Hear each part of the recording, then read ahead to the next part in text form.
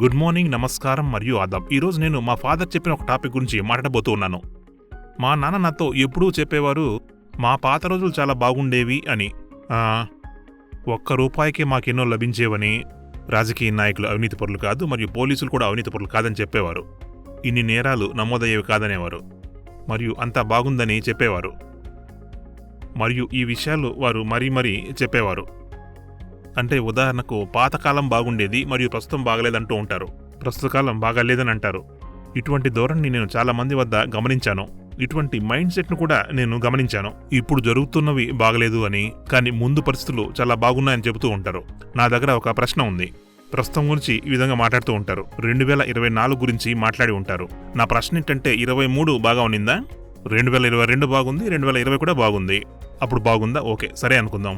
కానీ నా ఇంకో ప్రశ్న ఏమిటి అంటే 2020 సంవత్సరంలో మీరు ఏం చెప్పేవారు? ఈ 2020 సంవత్సరం బాగాలేదు, ఇబ్బంది ఉంది అని అనేవారు. లేదా 2021 కష్టం అనేవారు. 2015 బాగుందనేవారు, 2014 బాగుందనేవారు. ఇది చాలా సాధారణం. మనం ఎప్పుడు పాత రోజుల గురించి గుర్తుంచుకొని దాని గురించి మాట్లాడడం సాధారణమైపోయింది. ఇంకో విధంగా చెప్పాలంటే మీరు కాలానుగుణంగా మారలేదు అని అంటే మీరు ఇలాగే చెప్తూ ఉంటారు. ఎందుకు అంటే కానీ మీరు ముందుకు సాగడం లేదు. నాదొక ప్రశ్న ఉంది. పోలీసులు మునుపు ఇప్పుడు కూడా అవినీతిపరులు కావచ్చు. మంచివారు ఉంటారు, చెడువారు ఉంటారు. రాజకీయ నాయకుల్లో కూడా మంచి చెడు ఇద్దరు ఉంటారు. మంచి పోలీసు ఉండొచ్చు, చెడు పోలీసు కూడా ఉండొచ్చు.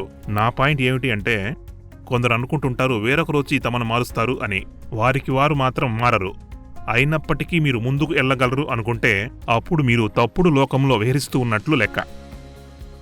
దీనికి కొనసాగింపుగా మీకు నేను కొన్ని విషయాలు చెప్పదలుచుకున్నాను. కొంతమంది ఇప్పటి మేనేజర్లు నాతో చెప్తూ ఉంటారు, సార్ ఈ రోజుల్లో డీమోటివేషన్ నడుస్తూ ఉంది అని. సార్ నా టీం కూడా ప్రేరణాత్మకంగా లేదు అని అంటారు. డీమోటివేషన్లో కూడా కొన్ని రకాలుంటాయి. నేను ఆ దృష్టికోణంలో ఆలోచిస్తే ఇలా చెబుతాను, ఈ రోజుల్లో ఎక్కడెక్కడ డీమోటివేషన్ అవుతుంది అని. ఒకవేళ ఏ వ్యక్తి అయినా గతంలో 4 గంటలు పనిచేసేవాడు అని అనుకుందాం. అంటే ఇంటి నుంచి 11 గంటలు బయలుదేరి 3 గంటలకంతా తిరిగి వచ్చేవాడు.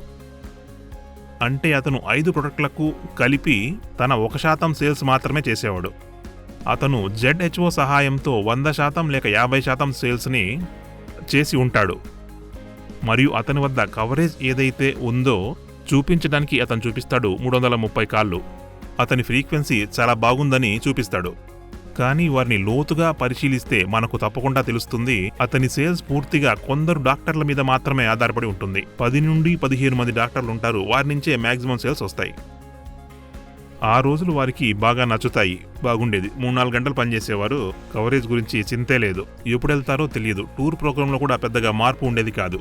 టూర్ ప్రోగ్రాం ఇలా ఉంటుంది. ఎక్కువ పని ఇంటి నుంచే చేసినట్లు ఉంటుంది. టూర్ ప్రోగ్రాం ఇలా ఉంటుంది. గడువు లోపల 5 కాళ్ళు చేసినట్లు ఉంటుంది. కానీ 12 కాళ్ళు చూపిస్తారు.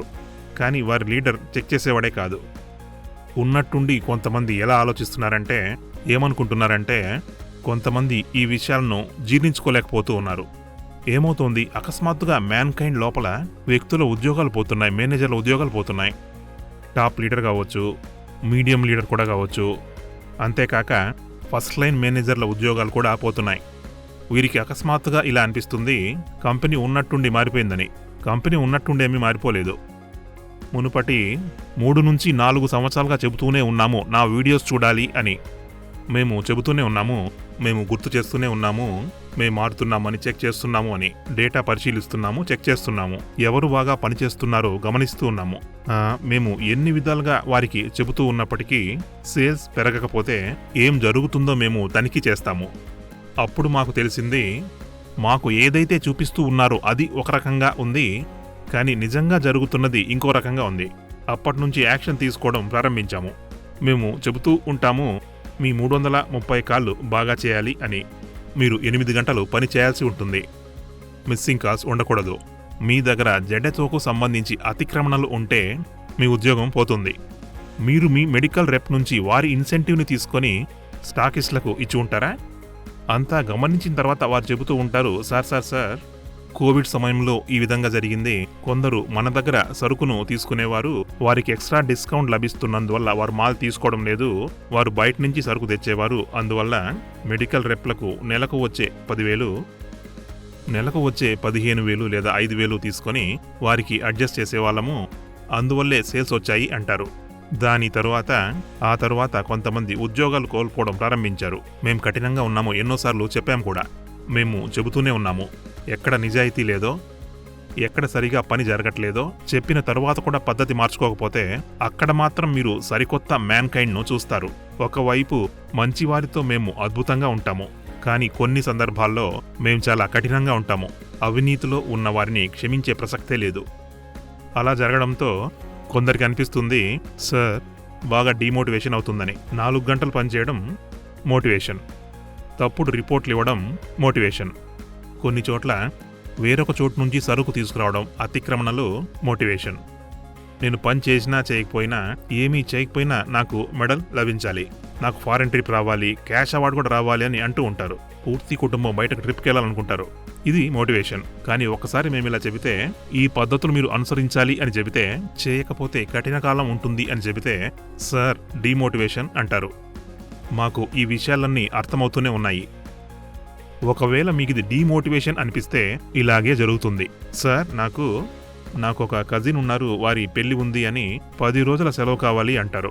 గ్రామంలోని బంధువు కూడా కాదు, గ్రామస్తుడే. ఇప్పుడు ఎవరైనా దాదాపుగా 45 రోజుల సెలవు తీసుకుంటే 40 రోజులు లేదా 35 రోజుల సెలవు తీసుకుంటూ ఉంటారు. ఎన్ని సెలవులు తీసుకున్నా వారికి ఇన్సెంటివ్ రావాలి అంటారు. అనారోగ్యం లేదు, ఏదైనా పెళ్లి కోసమో ఫంక్షన్ కోసమో సెలవు తీసుకుంటూ ఉంటారు. అది మాత్రం వారికి మోటివేషన్. కానీ మేమెప్పుడైతే కష్టపడి పనిచేయమని అంటామో అది మాత్రం డీమోటివేషన్ అవుతుంది. పరిస్థితి ఇలా ఉంటుంది. తరువాత కొంతమంది మేనేజర్లు ఇదే విషయం గురించి మాట్లాడుతూనే ఉంటారు. మేమేమైతే చెప్పామో అదే విషయం జూనియర్లకు చెబుతూ ఉంటారు. అరే కంపెనీ పూర్తిగా మారిపోయిందంటారు. అందరికీ నా ప్రశ్న ఏమిటంటే, ముఖ్యంగా కుటుంబాలకు, ఒకవేళ మీ భార్య కూడా వింటూ ఉంటే విననివ్వండి. నేను మిమ్మల్ని అడుగుతున్నాను, కామన్ సెన్స్ ఏమంటుంది? నేను మరీ చెప్తాను. ఒకవేళ మీరు కష్టపడకపోతే, ఈ పద్ధతులు అనుసరించకపోతే ఎలా ఉంటుంది? మీరు ఇప్పటికీ అనుకుంటారా మీకంతా లభిస్తుంది అని? మీకేమో అంతా కావాలి. మీరు గతం బాగా గుర్తుపెట్టుకుంటారు. మీరు పాతకాలాన్ని ఎలా మర్చిపోతారు? మీకు అప్పుడు 35%, 50% గ్రోత్ ఉండేది. అది మర్చిపోయారా? అప్పుడు మీరు ఎంతగా కష్టపడేవారు? మర్చిపోయారా? మునుపటి 2 సంవత్సరాల్లో కోవిడ్ తరువాత, ఆ సమయం తరువాత చాలా తప్పు అలవాటు వచ్చింది. మేము చాలా సరళంగా ఉన్నాము, అన్ని రకాలుగా మద్దతునిచ్చాము. వ్యక్తులకు ఎంత చెడ్డ అలవాటు వచ్చిందంటే కొందరు పనిచేసే అలవాటునే మర్చిపోయారు. మరియు మేము ఒకటి నిర్ణయించుకున్నాము, అవినీతిపై కఠినంగా ఉంటాము. ఇటీవల ఒరిస్సాలో జరిగింది. కొంతమంది మేనేజర్లను గమనించాము. పూర్తి టీంని రిజైన్ చేయమని చెప్పేశాము. సెకండ్ లైన్, ఫస్ట్ లైన్ మరియు టాప్ లైన్ కూడా. కొంతమంది మెడికల్ రెప్లను వదిలేశాము. ఎందుకంటే మేము ఏమనుకుంటామంటే, మెడికల్ రెప్ అదే చేస్తాడు, ఏదైతే వాళ్ళ మేనేజర్ చెప్పాడో అది. కానీ మేము అక్కడ చాలామందిని ప్రమోట్ చేస్తున్నాం కూడా. ఏం జరిగింది అంటే, అవినీతి పరులను పూర్తిగా తొలగించాము. వారి స్థానంలో కొత్త రక్తాన్ని తీసుకుంటున్నాం. వారు బాధ్యత తీసుకుంటున్నారు, మెరుగ్గా పనిచేస్తున్నారు మరియు మాకు సంతోషంగా ఉంది. నేను మళ్ళీ చెబుతున్నాను, మ్యాన్కైండ్కి ఇది ఉత్తమ సంవత్సరం నేను భావిస్తాను. ఇంత అవినీతిని చూడడంతో, ఇలా సరిగ్గా పనిచేయకపోవడంతో, ఇన్ని అబద్ధాలతో మేము మోసపోయామని భావిస్తున్నాము. మోసపోయాం. మీరు మాకే మోసం చేశారు. ప్రతి ఒక్కరితో మేము చాలా బాగా వ్యవహరించాము. మాకు చెడ్డగా అనిపించింది. ఇవన్నీ జరగకపోతే ఇంకా బాగా ఉండేది. మరియు ఈ సందేశం అందరికీ స్పష్టంగా ఇవ్వబడింది. మీరు మీ సంస్థ కంటే తెలివైన వారని భావిస్తే, సంస్థ కన్నా పెద్దవారని భావిస్తే, కొంతమంది మేనేజర్లు ఎంత గర్వంగా తయారయ్యారు అంటే, నా ప్రొడక్టివిటీ 20 లక్షలు వచ్చింది కాబట్టి నన్నేమి అనకూడదు అంటారు. సార్, మీకు కష్టకాలం వచ్చినట్లే. మీరు కంపెనీ పాలసీలను సరిగ్గా పట్టించుకోకపోతే, మీరు కంపెనీకి గౌరవం ఇవ్వకపోతే మేమేమీ చేయలేము. మీరు కంపెనీని గౌరవిస్తే మేము మిమ్మల్ని గౌరవిస్తాము. ఒకవేళ నేను రాజీవ్ జునేజా మ్యాన్కైండ్ కంటే ఎక్కువ అని భావిస్తే, రాజీవ్ జునేజా మూర్ఖుడి కింద లెక్క. నేను ఎప్పుడూ చెబుతూ ఉంటాను, నా పేరు రాజీవ్ జునేజా కాదు, నా పేరు రాజీవ్ మ్యాన్కైండ్. నేనందరికీ రాజీవ్ మ్యాన్కైండ్గానే తెలుసు, జునేజా కాదు. ఎంతైనా ఉండవచ్చు. మీరు కంపెనీ పాలసీలు పాటించకపోతే అందరూ అర్థం చేసుకోవాలి. ఇప్పటికీ అవకాశం ఉంది. ఇప్పటికైనా అంగీకరించండి, దాచిపెట్టవద్దు. ప్రతిసారి పట్టుకుంటున్నాము. మేము వీడియో పంపిస్తే చాలనుకుంటున్నామా? దాంతో సరిపెడతామనుకుంటున్నారా? హెడ్ ఆఫీస్ మొత్తం తీవ్రంగా కసరత్తు చేస్తూ ఉంది. ఎవరైనా సరే, వారు మెడికల్ రెప్లు కావచ్చు, మార్కెటింగ్ కావచ్చు, ఎవరైనా కావచ్చు, వారు సీనియర్ మేనేజర్లు కావచ్చు, సంజయ్ కావచ్చు, ఆతీష్ కావచ్చు, ఎవరైనా కావచ్చు, వారు ఎవరైనా కావచ్చు, పేరుతో ఏమాత్రం సంబంధం లేదు. శాలిని కావచ్చు, ఎవరైనా కావచ్చు, వారు ఫీల్డ్కు వెళ్లాల్సిందే. వ్యక్తులతో పనిచేయాలి, నిజం ఏమిటో గ్రహించాలి. మేము చాలా రోజుల నుంచి అసలైన ఫీడ్బ్యాక్ తీసుకోవడం మర్చిపోయాము. అందువలనే ఇప్పుడు ఈ పరిస్థితి దాపురించింది. నేను ఎప్పుడూ చెబుతూ ఉంటాను, మీరు ఏమన్నా చేయండి, కానీ దాని గురించి ఫీడ్బ్యాక్ తప్పక ఇవ్వండి. అప్పుడే మీకు తెలుస్తుంది ఏం జరిగిందో అని. ఒక పని చేసిన తర్వాత కనీసం 1 నెల తర్వాత లేదా 2 నెలల తర్వాత ఒకవేళ ప్లాంట్లో ఏదైనా చర్యలు తీసుకొని ఉంటే కొన్ని రోజుల తరువాత మాకు నిజంగా తెలియాలి దాని ప్రతిఫలం ఏమిటి అని. మేము ఏమి చేసినా, ఏదైనా మంచి పని చేసినా మాకు ఫీడ్బ్యాక్ తెలియాలి. మెడికల్ రెప్ ఎలా పనిచేస్తున్నాడో మాకు ఫీడ్బ్యాక్ తెలియాలి కదా. మేనేజర్లు ఎలా పనిచేస్తున్నారో మాకు ఫీడ్బ్యాక్ తెలియాలి కదా. తప్పనిసరిగా తెలియాలి. ఇది చాలా ముఖ్యమైన విషయం. కానీ ఈ ఫీడ్బ్యాక్ ఎవరిస్తారు చెప్పండి? ఎవరైతే బాగా పనిచేస్తారో మరియు ఆదర్శవంతంగా ఉంటారో. ఇక్కడ ఎంతమంది మేనేజర్లైనా ఉండవచ్చు. కొంతమంది బాగా పనిచేస్తారనిపించినా అవినీతిలో కూరుకుపోయారు కాబట్టి వారు ఇప్పుడు మ్యాన్కైండ్లో లేరు. నేను ఇప్పటికీ చెబుతూ ఉన్నాను, ఎవరైతే తమని తాము మార్చుకోరో వాళ్ళు తెలివైనవారు అనుకున్న ఉద్యోగం కోల్పోతారు. నేను మేనేజర్ల గురించే చెబుతూ ఉన్నాను. మేనేజర్లకు మేము కఠినంగానే చెబుతున్నాము. మీరు ఆలోచించవచ్చు, మెడికల్ రెప్లకు అవకాశం ఇస్తున్నాను. కానీ దీనితో పాటు మీరు ఇంకొక విషయం గమనించే ఉంటారు. చాలామంది యువకులను ప్రమోట్ చేశాము, చాలామందిని. నాకు అనిపిస్తోంది ఈ యువకులే రాబోయే కాలంలో మ్యాన్కైండ్ను నడిపిస్తారు అని. నిజం. ఇది కాకుండా మేము ఇంకో ప్రోగ్రాం స్టార్ట్ చేయాలి అనుకుంటున్నాము. మేము దాదాపుగా 100 మంది మెడికల్ రెప్లను ఎంచుకోవాలని నిర్ణయించుకున్నాము. ఎవరైతే బాగా పనిచేస్తారో మరియు తెలివిగా ఉంటారో. బాగా ఉండాలి, బాగా మాట్లాడగలగాలి. వారే భవిష్యత్తు మరియు బాగా కష్టపడతారు. ప్రతి డివిజన్ నుంచి మేము వారిని ఎంచుకోబోతూ ఉన్నాము. మన దగ్గర దాదాపుగా 16,000 మంది ఉన్నారు. వారిలో 11,000 మంది లేక 12,000 మంది మెడికల్ రెప్లు ఉంటారు. వారిలో నుంచి తెలివైన మెడికల్ రెప్లను మేము ఎంచుకుంటాము. ఇది ఒకటి. మరియు రెండవది, దాదాపు 50 మంది ఫస్ట్ లైన్లను ఎంచుకుంటాం మరియు 20 మంది సెకండ్ లైన్లను కూడా ఎంచుకుంటాము మరియు 10 మంది జెడ్ఎంలను ఎంచుకోబోతూ ఉన్నాము. వారిని హెడ్ ఆఫీస్కు రప్పించదలుచుకున్నాము. వారికి ట్రైనింగ్ ఇవ్వదలుచుకున్నాము. మేనేజ్మెంట్ కోర్సులు చెప్పదలుచుకున్నాము కూడా. మేము ఇప్పటి నుంచే తయారు చేయాలి అనుకుంటున్నాము కొత్త తరపు భవిష్యత్తు లీడర్లని. రాబోయే కాలంలో మాకు చాలామంది లీడర్లు కావాల్సి ఉంటారు. లీడర్లు అప్పటికప్పుడు దొరకరు కదా. వారికి అన్ని విషయాలు తెలియాల్సి ఉంటుంది. వారికి తెలియాలి హెడ్ ఆఫీస్ ఎలా పనిచేస్తుందో, ఎలా ఆలోచిస్తుందో వారికి తెలియాలి.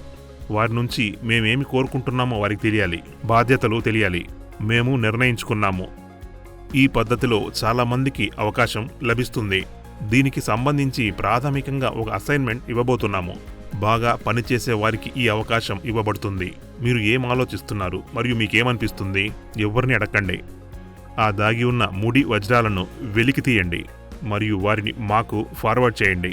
వారి మీద మేము డబ్బు ఖర్చు పెట్టదలుచుకున్నాం. వారికి శిక్షణ ఇస్తాము మరియు వ్యక్తిత్వాన్ని మెరుగుపరుస్తాము. దానితో వారు రాబోయే భవిష్యత్తులో పెద్ద పెద్ద టీంలను సంభాళించగలరు. ఇది మేము నిర్ణయించుకున్నాము. మీకు విషయం చెప్పదలుచుకున్నాను. కొంతమంది లీడర్లను పరిశీలిస్తాము. మేము మొదట 5-6 మంది లీడర్లను పరిశీలిస్తాము. వారు మెడికల్ రేప్ కావచ్చు, ఫస్ట్ లైన్ కావచ్చు, సెకండ్ లైన్ కూడా కావచ్చు. 4-5 చెక్ చేస్తాము.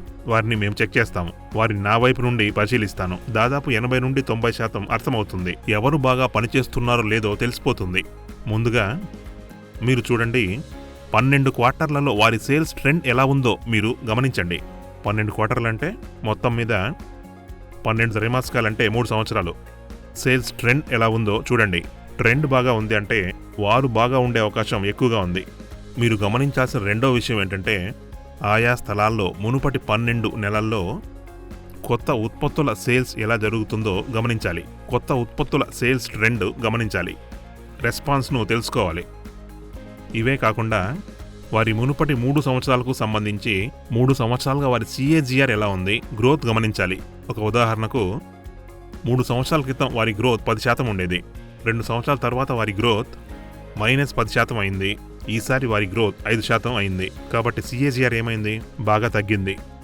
అంటే అతను ఒకవేళ ₹1,00,00,000 సేల్స్ 2 సంవత్సరాల ముందు లేదా 3 సంవత్సరాల ముందు సేల్స్ ఉండి ఉంటే వారి సేల్స్ శాతం తగ్గింది. రాను రాను వారి సేల్స్ శాతం తగ్గింది. అటువంటప్పుడు వారి CAGR ఎంత? 0. గ్రోత్ ఏమీ లేదు, ఇంకా మైనస్లోకి వెళ్ళింది. అలా వారి గ్రోత్ను పరిశీలిస్తే మాకు అర్థమవుతుంది వారు ఎలా పనిచేశారు అని. అదే కాకుండా ఇది కూడా తనిఖీ చేయండి.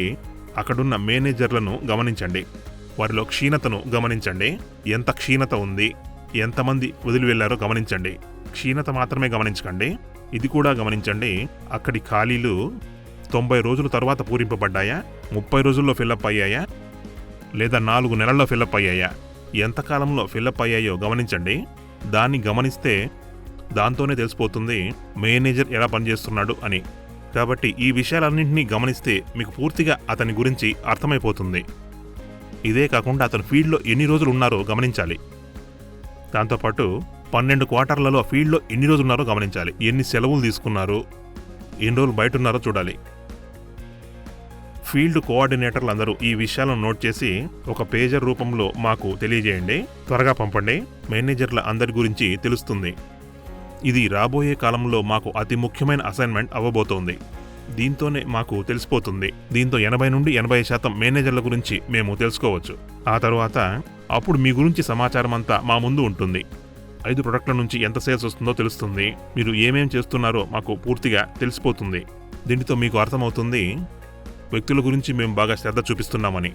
దీనితో అత్యుత్తమ వ్యక్తులు మాత్రమే మ్యాన్కైండ్లో ఉంటారు. ఎందుకంటే మీకు కావాల్సిన అన్ని సదుపాయాలను మేము మీకు ఇస్తూ ఉన్నాము. సంస్కృతి, డబ్బు, ఇన్సెంటివ్ అన్నీ ఇస్తున్నాం. మరియు మంచి వాతావరణం కూడా. వాతావరణాన్ని వ్యక్తులే పాడు చేశారు. దాన్ని మేము శుభ్రపరుస్తాము. కాబట్టి మేమేం చేస్తున్నాం? అందరినీ కదిలిస్తున్నాం. అందరినీ కదిలించడం అంటే మిమ్మల్ని మేల్కొల్పుతున్నాము. 4 గంటల నిద్ర నుండి 8 గంటలు పనిచేయమని చెబుతున్నాము. 8 నుండి 9 గంటలు పనిచేయవచ్చు. దీంతో ఇక్కడ పునర్నిర్మాణం జరుగుతూ ఉంది. ఇది మ్యాన్కైండ్ను ఉన్నత శిఖరాలకు చేరుస్తుంది. అది నేను ప్రామిస్ చేస్తున్నాను.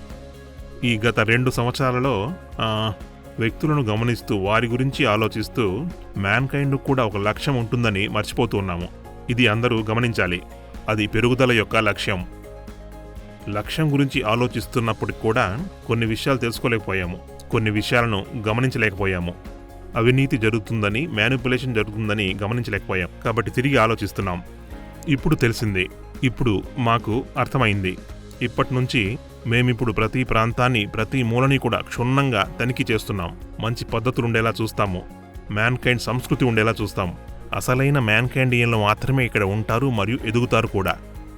ఎవరి మీదనైనా యాక్షన్ తీసుకోవడానికి భయపడము. నేను ఇంకో విషయం కూడా చెబుతూ ఉంటాను. నేను ఇప్పుడు అనుకుంటూ ఉంటాను, లక్ష్యాలను సాధించాలి అంటే మనకు అంతర్గతంగా ఇంధనం ఉండాలి. ప్రతి ఒక్కరికి ఇంధనం అవసరం. ఇంధనం వివిధ రకాలుగా ఉంటుంది. అన్నింటికంటే గొప్ప ఇంధనం ఏంటంటే కళలకు సంబంధించిన ఇంధనం. మీకు కళలుంటాయి, మాకు కళలు ఉంటాయి. మ్యాన్కైండ్ను నెంబర్ 1గా చేయడానికి ఇది ఒక ఇంధనం. ఎప్పటికీ నిలిచిపోయే ఇంకో ఇంధనం ఉంటుంది. దాన్ని కూడా మనం మర్చిపోలేము. అది మీరు మోసగింపబడినప్పుడు వచ్చే ఇంధనం. కొందరు మోసం చేశారు. ఎంతో మంచి మనసుతో మేము చేసినా కొంతమంది మమ్మల్ని ఫూల్స్ చేసేందుకు ప్రయత్నించారు. మా పద్ధతులను అతిక్రమించి. ఫెయిల్యూర్ల నుండి మనం కొన్ని గుణపాఠాలు నేర్చుకుంటాము. మేము వెధవల్లాగా అనిపిస్తున్నామా? మేము కొన్ని విషయాలు గమనించలేకపోయాము. మేము బాగా ఆలోచిస్తున్నాం అనుకున్నాం కానీ కొందరు మమ్మల్ని ఫూల్స్ చేశారు. ఆ ఇంధనం ఎప్పటికీ గుర్తుంటుంది. మేమెప్పుడు ఈ విషయాన్ని గుర్తుంచుకుంటాము.